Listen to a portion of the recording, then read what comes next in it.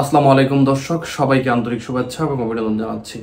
দর্শক, নতুন একটি খবর আপনাদের মাঝে শেয়ার করছি। সেটি হলো যে গতকাল আপনারা জানেন এনবিআর এর যে কার্যক্রম ছিল সেটাকে নিষিদ্ধ করার জন্য অধ্যাদেশ জারি করা হয়েছে এবং প্রজ্ঞাপন জারি করা হয়েছে এবং সেটাকে বাংলাদেশ থেকে বাদ দেওয়া হচ্ছে। এনবিআর যারা জানেন না তারা হলো, এনবিআর মূলত হলো যে বাংলাদেশের রাজস্ব এবং কর আদায় করার একটা সরকারি সংস্থা। সেটাকে এখন পৃথক করা হচ্ছে বা আলাদা করা হচ্ছে। এই জন্য হলো যে পুরাতন যে এনবিআর সেটাকে বাদ দেওয়া হচ্ছে। সেই সম্পর্কিত একটা ব্যাখ্যা, কেন বাদ দেওয়া হলো এবং কি কারণে এনবিআরকে আলাদা করা হলো সেইটা সম্পর্কে একটা ব্যাখ্যা ডক্টর মোহাম্মদ ইউনূসের যে ফেসবুক পেজ আছে, প্রেস রিলিজ আছে, সেখানে ব্যাখ্যা করা হয়েছে। আমি আপনাদের মাঝে ব্যাখ্যাটা একটু পড়ে শোনাচ্ছি। সেটা হলো এরকম যে কারণে জাতীয় রাজস্ব বোর্ডকে বিভক্ত করা হলো ঢাকা, এটা হলো যে প্রেস রিলিজের তারিখ হলো 13 মে 2025-এ। জাতীয় রাজস্ব বোর্ড এনবিআর ভেঙে অর্থ মন্ত্রণালয়ের অধীনে রাজস্ব নীতি বিভাগ এবং রাজস্ব ব্যবস্থাপনা বিভাগ নামে দুটি স্বতন্ত্র বিভাগ প্রতিষ্ঠা করেছে অন্তর্বর্তীকালীন সরকার। এটি একটি বড় কাঠামোগত সংস্কার এবং এই সিদ্ধান্ত লক্ষ্য হলো যে রাজস্ব আহরণ ব্যবস্থাপনা থেকে রাজস্ব নীতি প্রণয়ন কার্যক্রমকে পৃথক করার মাধ্যমে দেশের রাজস্ব ব্যবস্থাপনা দক্ষতা বৃদ্ধি, স্বার্থের দ্বন্দ্ব হ্রাস এবং রাজস্ব আহরণের আওতাকে সম্প্রসারিত করা। 50 বছরের বেশি সময় ধরে প্রতিষ্ঠিত এনবিআর ধারাবাহিকভাবে তার রাজস্ব লক্ষ্যমাত্রা অর্জনে ব্যর্থ হয়েছে। বাংলাদেশের জিডিপি অনুপাত প্রায় 7.4%, যা এশিয়ার মধ্যে সবচেয়ে কম কর জিডিপি অনুপাত।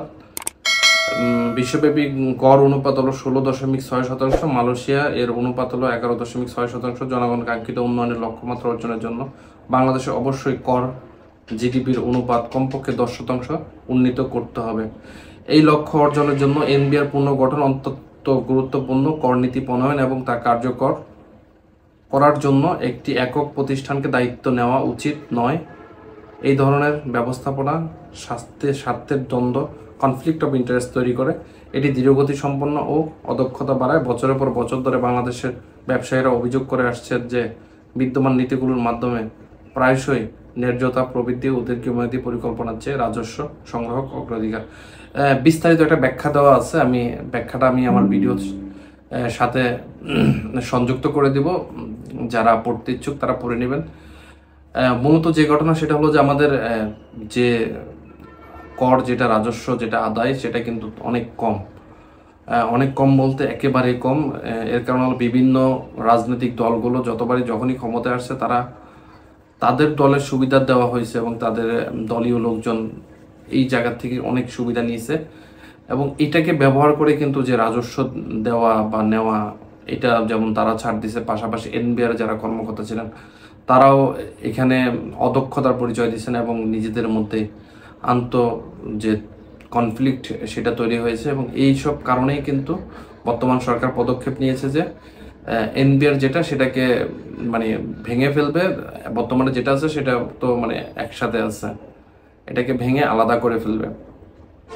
তো আলাদা করে যখন ফেলবে তখন নতুন করে আবার সবকিছু তৈরি হবে এবং সরকারের লক্ষ্যমাত্রা হলো যে কমপক্ষে 10%, যে এখন যে 7.4% যেটা আছে সেটাকে 10% উন্নীত করা।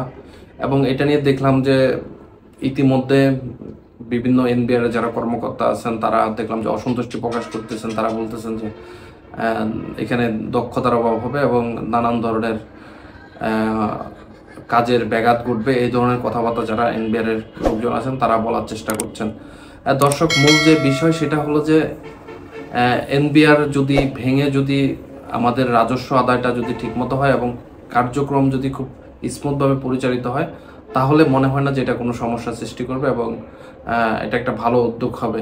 তবে এখানে সামান্য রিস্কও আছে যে জনবল বা দক্ষতা এটা ঠিকমতো কাজ করবে কিনা, এই ধরনের একটা ঝুঁকি থেকেই থাকে। সবাই ভালো থাকবেন দর্শক। আসসালামু আলাইকুম।